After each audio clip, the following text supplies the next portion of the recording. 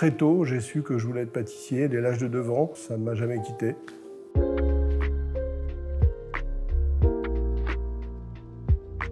Dans ce livre, dans cette biographie, on va trouver mon parcours de pâtissier, mon parcours personnel, mon parcours du goût aussi, et puis avec des anecdotes, avec des rencontres, avec ce qui a nourri mon savoir-faire, ce qui a nourri ma façon d'être tout au long de ces années, que j'ai essayé de formaliser de manière la plus simple possible et la plus explicite possible. J'ai choisi d'écrire cette autobiographie maintenant parce que j'ai aussi trouvé la personne à qui raconter l'histoire, la personne de Catherine Roig. C'est quelqu'un que je connais bien et qui me connaît bien. Et on a réussi à créer comme ça un dialogue sur l'histoire de mon travail, sur mon histoire personnelle. Et Catherine a su magnifiquement bien raconter nos échanges avec une fidélité qui est rare. Je suis né dans une famille de boulangers-pâtissiers dont je suis la 4e génération. Nous habitions au-dessus de la boulangerie et mes parents travaillaient juste en dessous de là où nous habitions. Donc il y a une proximité et j'étais en permanence plongé dans l'univers du métier de boulanger-pâtissier. Et c'est mon père qui m'a donné envie de faire ce métier parce qu'il était passionné, parce qu'il m'a certainement transmis cette passion et cette envie de faire ce métier. Donc très tôt, j'ai su que je voulais être pâtissier. Dès l'âge de 9 ans, ça ne m'a jamais quitté. Dans la pâtisserie, la vanille est présente partout. C'est vraiment l'épice la plus répandue dans l'univers de la pâtisserie. Et durant mon parcours de pâtissier, j'ai utilisé tantôt de la vanille Madagascar, tantôt de la vanille de la Réunion, tantôt de la vanille de Tahiti, et aucune ne me donnait pleinement satisfaction. Et puis, à un moment donné, je me suis dit, mais pourquoi je ne créerais pas mon goût de vanille ?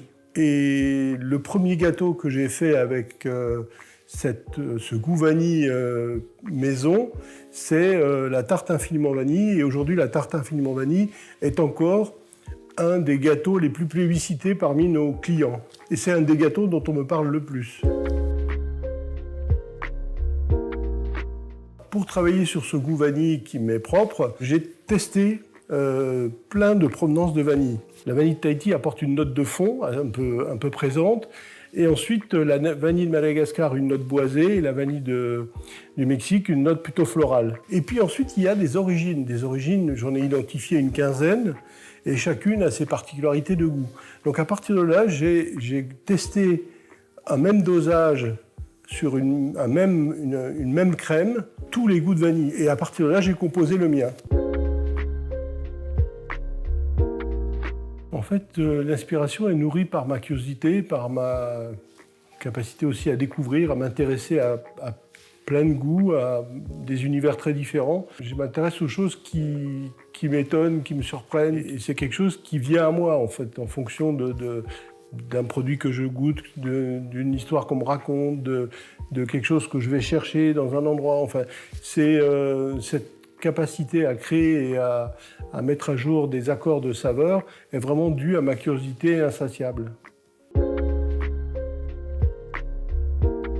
Les conseils que je donne souvent aux jeunes pâtissiers, c'est d'être curieux, d'être proactif, de demander à apprendre, d'être en quête d'apprendre à la fois les techniques du métier, d'apprendre les ingrédients, l'origine des ingrédients, d'envisager le métier, l'apprentissage du métier comme on envisage des études. Ça veut dire qu'il faut un travail d'apprentissage et puis un travail personnel pour acquérir cette connaissance. Quand je travaille, j'aime bien travailler en musique. Il y a une chanson que j'adore, qui est celle de Frank Sinatra, c'est Fly Me to the Moon. C'est assez symptomatique.